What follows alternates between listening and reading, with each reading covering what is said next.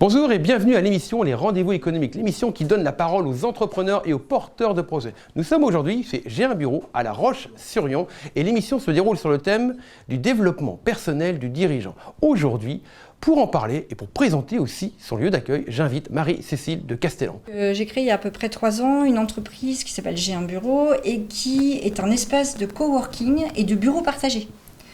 Donc ça permet en fait à des entrepreneurs nomades, mais aussi à des salariés qui travaillent en télétravail, de faire du télétravail dans un tiers-lieu et non pas en home office. Donc on loue les bureaux à l'heure, à la journée, à la semaine, au mois, jusqu'à ce que mort s'en suive s'ils veulent. Jusqu'à ce que mort s'en suive. Jusqu'à rentrer en EHPAD. C'est un peu rude quand même, hein, voilà, bon, en EHPAD encore ça va. Et donc là, l'émission se déroule sur le thème du développement personnel du dirigeant et on est vraiment en plein dedans parce que toi, c'est ça qui te tient à cœur, c'est de permettre d'aider les entrepreneurs qui viennent te voir à se développer. Comment tu fais ça?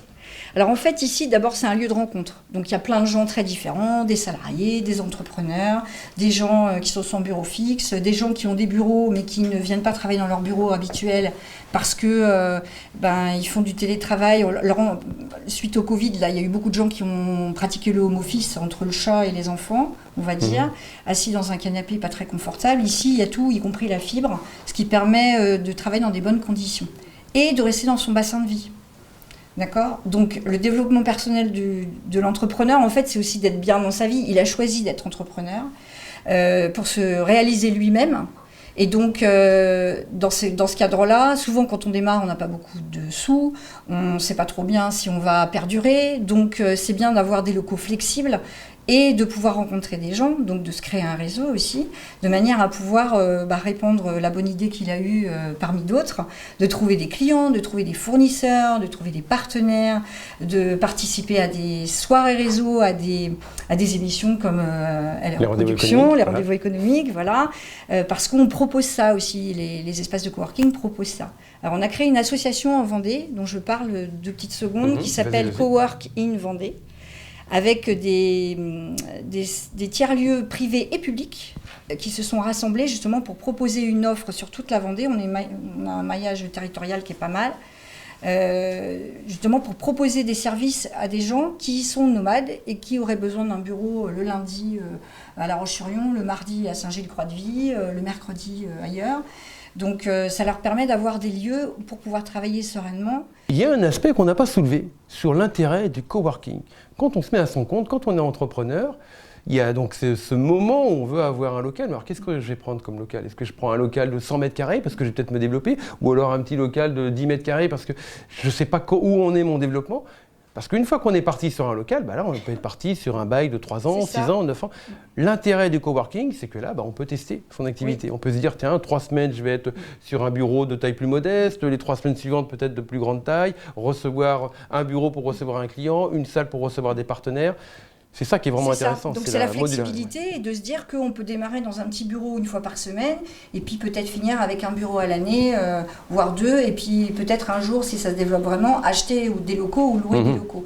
Donc il y a un autre aspect absolument extraordinaire, c'est que lorsqu'on est entrepreneur, lorsqu'on se met à son compte par rapport à sa passion, c'est surtout ça, on est motivé par sa passion et on en oublie qu'entrepreneur, c'est un métier à part et il faut trouver des clients. Il y a beaucoup de façons de rencontrer d'autres personnes. Le pire pour un entrepreneur, c'est d'être vraiment tout seul. C'est-à-dire qu'il ne faut vraiment pas rester tout seul, c'est impératif. On a toujours, quand on démarre, on a sa technique. D'accord, on sait faire le métier qu'on propose, forcément.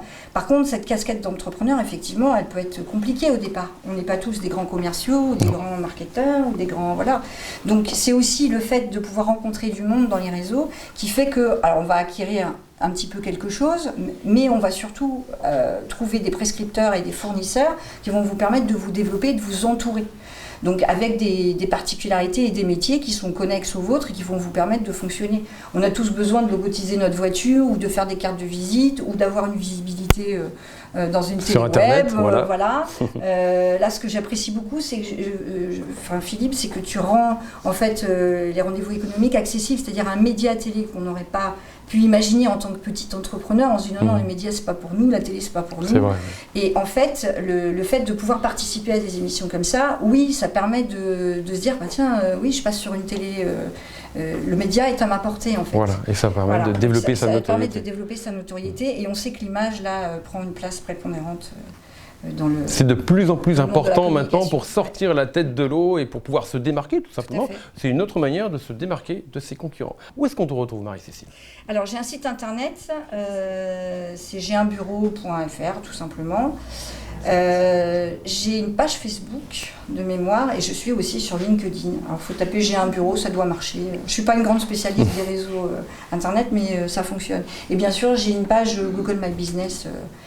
Quand on tape coworking à La Roche-sur-Yon, on tombe. On tombe, directement sur- même j'ai un bureau, on te Voilà. trouve assez facilement. Voilà. Parfait, merci beaucoup Marie-Cécile. Merci Philippe.